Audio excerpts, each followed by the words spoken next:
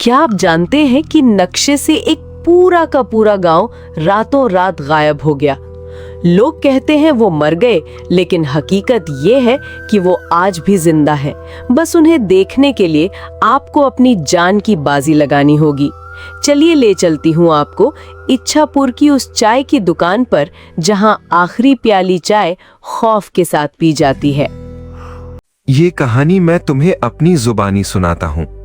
हम लोग इच्छापुर गांव के रहने वाले हैं और रोज की तरह उस दिन भी हम सब चाय वाली टपरी पर जमा थे। बस एक ही कमी थी, शंभुदा अभी तक नहीं आए थे। हम सबको चिंता होने लगी क्योंकि शंभुदा कभी देर नहीं करते थे। वो अकेले रहते हैं तो मन में बुरे बुरे ख्याल आने लगे कि कहीं उनकी तबीयत तो खराब नहीं हो गई। सच कहूं तो उनके बिना हमारी महफिल एकदम सूनी लगती है। राजेश और विजेंद्र बातें कर ही रहे थे कि चाय वाले ने अदरक और तेज पत्ते वाली कड़क चाय थमा दी और कहा, ये लो, शंभुदा के लिए लेते जाओ, बिना इसके उनकी शाम नहीं होती। हम लोग जब उनके घर पहुंचे तो देखा कि चारों तरफ सन्नाटा और अंधेरा था। लालटेन तक नहीं जली थी। 2-3 बार आवाज देने पर उन्होंने दरवाजा खोला। उनके चेहरे की चमक गायब थी, जैसे किसी गहरी सोच में डूबे हों। विजेंद्र ने उन्हें चाय दी तो उनके चेहरे पर थोड़ी मुस्कान आई। उन्होंने बताया कि निशिगंज में रहने वाले उनके बड़े भाई दादा की एक चिट्ठी आई है, जिसमें उन्होंने तुरंत मिलने बुलाया है। शंभुदा परेशान थे क्योंकि उनके भाई अपनी तकलीफ किसी से जल्दी कहते नहीं थे। हमने तय किया कि हम भी उनके साथ निशिगंज चलेंगे। अगले दिन सुबह हम तीनों, मैं, राजेश और विजेंद्र निशिगंज के लिए निकल पड़े। शंभुदा अपने भाई के लिए रसगुल्ले और नई धोती कुर्ता साथ ले गए थे। जब हम निशिगंज स्टेशन उतरे तो शाम हो चुकी थी और तेज बारिश हो रही थी। स्टेशन एकदम वीरान था। हमें पैदल ही गांव की तरफ बढ़ना पड़ा। रास्ते में हमें अजीब एहसास होने लगा। ऐसा लगा जैसे अंधेरे में कोई हमारे पीछे पीछे पानी में चल रहा है, पर जब भी शंभुदा टॉर्च पीछे घुमाते वहां कोई नहीं होता। पूरा गांव अंधेरे में डूबा था, जैसे कोई रहता ही न हो। घरों के अंदर से अजीब सी फुसफुसाहटें और हंसी की आवाजें आ रही थीं। जैसे ही हम दादा के घर पहुंचे, दरवाजा अपने आप खुल गया। सामने दादा खड़े थे। शंभुदा ने उनके पैर छुए तो चौंक गए। उनका शरीर बर्फ जैसा ठंडा था। दादा ने बस इतना कहा, मैं तुम्हारा ही इंतजार कर रहा था, अब कहीं और जाने का वक्त आ गया है। जब राजेश और विजेंद्र चाय के लिए रसोई में गए तो उनकी चीख निकल गई। चूल्हे के पास दादा की जगह एक कंकाल बैठा था। हम तीनों जान बचाकर बाहर भागे, पर रास्ते में परछाइयों और कंकालों ने हमें घेर लिया। तभी एक आकृति शंभुदा के सामने आई और दादा का रूप ले लिया। दादा ने रोते हुए बताया, भाई, मैं अब इस दुनिया में नहीं हूं। डेंगू की महामारी ने पूरे गांव को खत्म कर दिया। किसी का अंतिम संस्कार ठीक से नहीं हुआ, इसलिए हम भटक रहे हैं। उन्होंने शंभुदा से कहा कि वो उनकी जमीन बेचकर उस पैसे को हमारे गांव इच्छापुर की भलाई में लगा दें। इतना कहकर वो हवा में विलीन हो गए। अगले दिन भारी मन से शंभुदा ने अपने भाई का अंतिम तर्पण किया। दादा की आखिरी इच्छा पूरी करते हुए उस जमीन के पैसों से हमारे गांव में एक स्कूल बनवाया गया। आज भी जब हम उस स्कूल को देखते हैं तो शंभुदा और उनके दादा की वो अजीब और भावुक कहानी याद आ जाती है। स्कूल की इमारत खड़ी होने के कुछ महीनों बाद शंभुदा को निशिगंज से एक पुराने पड़ोसी का संदेश मिला। पता चला कि दादा के खंडहर हो चुके घर के मलबे में एक लोहे का संदूक मिला है। मैं, राजेश और शंभुदा एक बार फिर उस रास्ते पर निकल पड़े जहां की यादें आज भी हमारी रूह कपा देती थीं। जब हम वहां पहुंचे तो दिन का उजाला था, फिर भी उस जमीन पर एक अजीब सी ठंडक महसूस हो रही थी। मलबे के बीच से वो संदूक निकाला गया जैसे ही शंभुदा ने उसे खोला, हमारी आंखें फटी की फटी रह गईं। उसमें कोई सोना चांदी नहीं था, बल्कि गांव के उन सभी लोगों के नाम की छोटी छोटी पोटलियां थीं जो उस महामारी में मारे गए थे। हर पोटली में उस व्यक्ति की कोई न कोई निशानी थी। किसी की अंगूठी, किसी का तावीज, तो किसी का पुराना चश्मा। पोटलियों के नीचे एक डायरी मिली, वो दादा की थी। उसमें लिखा था, शंभू, मुझे पता है कि प्रशासन की लापरवाही से हम सब जा रहे हैं। दवा वक्त पर नहीं आई, पर मैं इन सब की निशानियां सहेज रहा हूं। अगर कोई जिंदा बचे तो इन्हें गंगा में विसर्जित कर देना, ताकि इन भटकती आत्माओं को मोक्ष मिल सके। शंभुदा की आंखों से आंसू बहने लगे। उन्हें समझ आया कि उस रात दादा और बाकी परछाइयां हमारा पीछा क्यों कर रही थीं। वो डराना नहीं चाहते थे, वो मदद मांग रहे थे। हमने उन सभी पोटलियों को इकट्ठा किया और पास की पवित्र नदी के किनारे ले गए। शंभुदा ने भारी मन से एक एक करके उन्हें जल में प्रवाहित किया। जैसे ही आखिरी पोटली पानी में गई, हवा का एक तेज झोंका आया, लेकिन इस बार उस हवा में डर नहीं, बल्कि एक अजीब सी शांति थी। विजेंद्र ने कसम खाई कि वो उस रात के बारे में कभी किसी को नहीं बताएगा, पर हम तीनों जानते थे कि निशिगंज अब भूतों का गांव नहीं रहा। उस दिन के बाद से शंभुदा के चेहरे पर कभी वो पुरानी चिंता नहीं दिखी। आज जब हम इच्छापुर की चाय की दुकान पर बैठते हैं तो सामने उस स्कूल की घंटी सुनाई देती है। शंभुदा अब अकेले नहीं बैठते, गांव के बच्चे उन्हें घेर कर बैठते हैं। वो अब दादा की बातें उदास होकर नहीं, बल्कि गर्व से सुनाते हैं। उन्होंने हमें सिखाया कि रिश्ते सिर्फ खून के नहीं होते और मौत के बाद भी जिम्मेदारियां खत्म नहीं होती।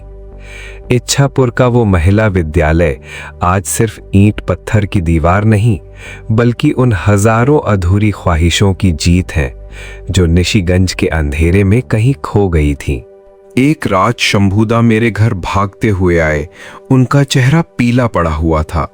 उन्होंने बताया कि जिस स्कूल को दादा की जमीन के पैसों से बनाया गया था, वहां के स्टोर रूम से हर रात किसी के रोने और खुरचने की आवाजें आती हैं। हम तीनों, मैं, राजेश और विजेंद्र, टॉर्च लेकर स्कूल पहुंचे। सन्नाटे में हमें साफ सुनाई दिया, कोई जमीन को नाखूनों से खुरच रहा था और धीमी आवाज में फुसफुसा रहा था, शंभू, अभी सब बाकी है, सब बाकी है। हमें लगा था कि पिंडदान से सब शांत हो गया, पर हम गलत थे। जब हमने उस स्टोर रूम का दरवाजा खोला तो टॉर्च की रोशनी में देखा कि दीवार पर कोयले से सैकड़ों नाम लिखे थे, वही नाम जो उस संदूक की पोटलियों में थे।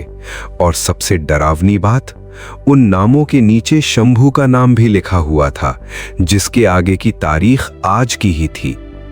अचानक स्कूल की सारी खिड़कियां एक साथ धड़ाम से बंद हो गईं। हवा में वही पुरानी सड़ांध फैल गई जो निशिगंज के उन खंडहरों में थी। राजेश चिल्लाया, देखो फर्श के नीचे क्या है। हमने देखा कि फर्श की दरारों से काला गाढ़ा खून उबलकर बाहर आ रहा था। तभी अंधेरे कोने से एक आकृति उभरी। वो दादा नहीं थे, वो कोई और ही भयानक चीज थी जिसने दादा का रूप धर रखा था। उसकी आंखें नहीं थीं, बस दो खाली अंधेरे गड्ढे थे। उसने कड़कड़ाती आवाज में कहा, पैसे और जमीन से सौदा नहीं होता शंभू, तुमने हमारी बस्ती उजाड़ दी, अब हम तुम्हारी बस्ती में बसेंगे। तभी हमें एहसास हुआ कि जिस गांव को हम सुरक्षित समझ रहे थे, वहां निशिगंज की वो काली परछाइयां धीरे धीरे आ चुकी थीं। चाय की टपरी वाला केसरी जो हमेशा हंसता रहता था, वो अब रात के अंधेरे में खाली रास्तों पर बिना पलक झपकाए खड़ा रहता है। गांव के कुत्ते अब रात भर रोते नहीं, बल्कि किसी अदृश्य चीज को देखकर खामोश हो जाते हैं। उस रात के बाद से शंभुदा ने बात करना बंद कर दिया है। वो बस दिन भर स्कूल के सामने वाली बेंच पर बैठे रहते हैं और अपनी उंगलियों से हवा में कुछ लिखते रहते हैं। विजेंद्र का कहना है कि अगर आप उनके करीब जाकर सुने तो आपको उनके गले से दो आवाजें सुनाई देंगी, एक उनकी अपनी और दूसरी उस कंकाल की जो निशिगंज की रसोई में बैठा था। इच्छापुर अब पहले जैसा गांव नहीं रहा। अब यहाँ शाम की चाय जल्दी खत्म हो जाती है और सूरज ढलते ही हर दरवाजे पर भारी ताले लटक जाते हैं, क्योंकि हम जानते हैं निशिगंज मरा नहीं है, वो बस हमारे गांव में शिफ्ट हो गया है। गांव की वो खौफनाक शांति अब चीखों में बदलने वाली थी। शंभूदा का चुप होना तो बस एक शुरुआत थी।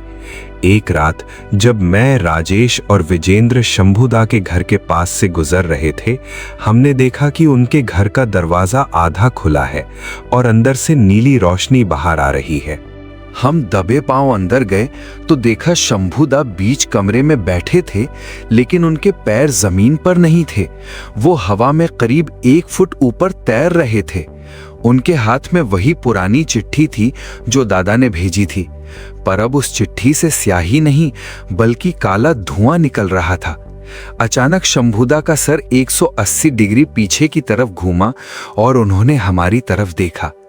उनकी आंखें पूरी तरह सफेद हो चुकी थीं। उन्होंने फटी हुई आवाज में कहा, निशिगंज की प्यास इच्छापुर के खून से बुझेगी।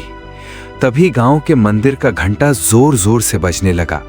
हम भागते हुए बाहर निकले तो देखा कि गांव के बीचों बीच बने उस नए स्कूल की छत पर दर्जनों काली परछाइयां खड़ी थीं।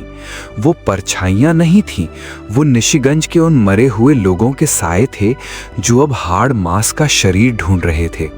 राजेश चिल्लाया, वो देखो, स्कूल की खिड़कियों से वो छोटे बच्चे बाहर झांक रहे थे जो वहां पढ़ने आते थे, लेकिन उनकी सूरत बदल चुकी थी। उनके चेहरे पीले पड़ गए थे और वो एक सुर में वही गाना गा रहे थे जो शंभूदा के दादा गुनगुनाया करते थे। विजेंद्र ने हिम्मत जुटाई और शंभूदा के गले में पड़ा वो ताबीज खींच कर तोड़ दिया जो उन्होंने दादा की याद में पहना था। ताबीज टूटते ही एक भयानक धमाका हुआ और पूरा गांव थर्रा उठा। शंभूदा धड़ाम से नीचे गिरे, पर उनकी पीठ पर काले रंग की निशानी उभर आई थी, एक नक्शा जो निशिगंज के शमशान की तरफ इशारा कर रहा था। हवा में एक गूंज सुनाई दी, जब तक असली गुनहगार की मिट्टी वहां नहीं पहुंचती, ये सिलसिला नहीं रुकेगा। हमें समझ आ गया कि दादा की मौत कुदरती नहीं थी। उस पंचायत के मुखिया ने दवाइयां छिपाई थीं, जिसकी वजह से पूरा गांव मरा था, और वो मुखिया भागकर कहीं और नहीं बल्कि हमारे ही गांव इच्छापुर के पास नाम बदल कर रह रहा था। अब हमारे सामने 2 रास्ते थे, या तो उस कातिल को ढूंढकर उन रूहों के हवाले कर दें, या फिर हर रात इच्छापुर में एक नई लाश गिरने का इंतजार करें। शंभूदा होश में तो आए, पर अब वो इंसानी भाषा नहीं बल्कि पुरानी बंगाली की किसी विलुप्त बोली में बात कर रहे हैं। आज भी अगर आप रात के 12 बजे उस स्कूल के पास से गुजरें तो आपको क्लास के ब्लैक बोर्ड पर अपने आप चौक से नाम लिखते हुए सुनाई देंगे। हर रोज एक नया नाम लिखा जाता है और अगले दिन गांव में वही इंसान गायब मिलता है। हमारे हाथों पर उभरते वो काले निशान कोई मामूली धब्बे नहीं थे, वो जल रहे थे जैसे कोई दहकता हुआ कोयला हमारी खाल के अंदर सरक रहा हो। विजेंद्र तो डर के मारे पागलों की तरह अपनी कलाई रगड़ने लगा, पर वो निशान मिटने के बजाय और गहरे काले होते जा रहे थे। शंभूदा ने अपनी उस अजीब फटी हुई आवाज में इशारा किया। उनके होठ नहीं हिल रहे थे, पर आवाज उनके सीने के भीतर से आ रही थी। वो नीम के पेड़ के पीछे वाले बंगले में छुपा है। हम समझ गए। वो इशारा ठाकुर साहब की तरफ था, जो 2 साल पहले ही हमारे गांव आए थे और रातों रात सबसे अमीर आदमी बन गए। हम तीनों भागते हुए उनके बंगले पर पहुंचे। वहां का नजारा देखकर कलेजा मुंह को आ गया। बंगले के चारों तरफ वही कंकाल और काली परछाइयां खड़ी थीं, जैसे किसी राजा के पहरेदार हों। पर वो उसे मार नहीं रहे थे, वो बस इंतजार कर रहे थे शंभूदा का। तभी पीछे से शंभूदा आते दिखे। उनके चलने का अंदाज बदल चुका था, उनकी हड्डियां कड़क रही थीं। जैसे ही वो बंगले के गेट पर पहुंचे, भारी लोहे का दरवाजा अपने आप खुल गया। ठाकुर साहब, जो असल में निशिगंज का वही लालची मुखिया था, अंदर जमीन पर पड़ा गिड़गिड़ा रहा था। उसकी आंखें बाहर निकल आई थीं और वो अपनी ही जबान काट चुका था। शंभूदा ने उसका हाथ पकड़ा। जैसे ही उनका स्पर्श हुआ, ठाकुर साहब का शरीर काला पड़ने लगा। शंभूदा की आवाज गूंजी, तूने दवाइयां बेची थीं ताकि तू महल बना सके। अब तू उन्हीं के साथ रहेगा जिनकी सांसें तूने खरीदी थीं। अचानक एक तेज बवंडर उठा। धूल और धुएं के बीच हमने देखा कि वो सारी परछाइयां ठाकुर को घसीटते हुए जमीन के अंदर ले जा रही थीं। जमीन फटने लगी और उसमें से हजारों हाथ बाहर निकले जिन्होंने उस गुनहगार को दबोच लिया। ठाकुर की चीखें ऐसी थीं कि आज भी मेरे कानों में गूंजती हैं। जैसे ही वो जमीन में समाया, हमारे हाथों के निशान गायब हो गए। स्कूल की नीली रोशनी बुझ गई और हवा की सड़ांध खत्म हो गई। शंभूदा बेदम होकर जमीन पर गिर पड़े। अगली सुबह जब हम वहां पहुंचे तो ना वहां कोई बंगला था और ना ही कोई ठाकुर। वहां सिर्फ एक पुरानी सड़ी हुई जमीन थी जिस पर निशिगंज की मिट्टी बिछी हुई थी। शंभूदा अब ठीक है, पर वो कभी मुस्कुराते नहीं। इच्छापुर का वो स्कूल अब चलता तो है, पर सूरज ढलने के बाद वहां कोई परिंदा भी पर नहीं मारता। लोग कहते हैं कि आज भी अगर कोई गलती से स्कूल के स्टोर रूम में झांक ले तो उसे ब्लैक बोर्ड पर ठाकुर साहब का नाम लिखा दिखता है, जो हर रात मिटता है और हर रात फिर से उभर आता है। निशिगंज की रूहों को मोक्ष तो मिल गया, पर वो अपने साथ शंभूदा की खुशी और हमारे गांव की बेफिक्री हमेशा के लिए ले गईं। अब इच्छापुर में चाय तो बनती है, पर बातों में वो पहले जैसी मिठास नहीं रही। सिर्फ एक अनजाना डर है जो हर आहट पर हमें पीछे मुड़कर देखने पर मजबूर कर देता है। सबको लगा कि ठाकुर की बलि के बाद सब खत्म हो गया, पर असल में खेल तो अब शुरू हुआ था। उस रात के बाद शंभूदा अपने घर से बाहर नहीं निकले। 3 दिन बीत गए, न चाय की दुकान पर आए और ना ही किसी ने उन्हें खिड़की पर देखा। चौथी रात हम तीनों के कानों में एक साथ एक आवाज गूंजी, जैसे कोई हमारे दिमाग के अंदर चिल्ला रहा हो। हम बिना सोचे समझे सम्मोहित होकर शंभूदा के घर की तरफ दौड़ पड़े। वहां पहुंचते ही देखा कि दरवाजा पहले से खुला था। अंदर का नजारा देखकर हमारी रूह कांप गई।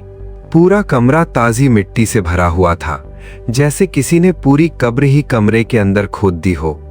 शंभूदा बीच कमरे में बैठे थे, पर उनके शरीर का आधा हिस्सा गल चुका था। उनकी एक आंख की जगह अब सिर्फ एक काला छेद था, जिसमें से वही काली परछाइयां बाहर निकल रही थीं। शंभूदा ने एक खौफनाक हंसी हंसते हुए कहा, तुम्हें क्या लगा, उन हजारों रूहों को शांत करने के लिए सिर्फ एक गुनहगार काफी था? नहीं, उन्हें एक घर चाहिए था। तभी हमें एहसास हुआ कि हमारे पैरों के नीचे की जमीन हिल रही है। जो स्कूल हमने बनाया था वो रूहों के लिए मंदिर नहीं, बल्कि एक जाल था। गांव के जितने भी बच्चे उस स्कूल में पढ़ने गए थे, वो सब अब शंभूदा के घर के बाहर कतार में खड़े थे। उनकी आंखें पूरी तरह काली थीं और उनके हाथों में वही पुरानी सड़ी हुई हड्डियां थीं। अचानक शंभूदा का शरीर फट गया और उनके भीतर से उनके दादा का कंकाल बाहर निकला। उसने मेरी तरफ इशारा किया और बोला, अब तुम्हारी बारी है कहानी को आगे बढ़ाने की। राजेश और विजेंद्र वहीं ढेर हो गए।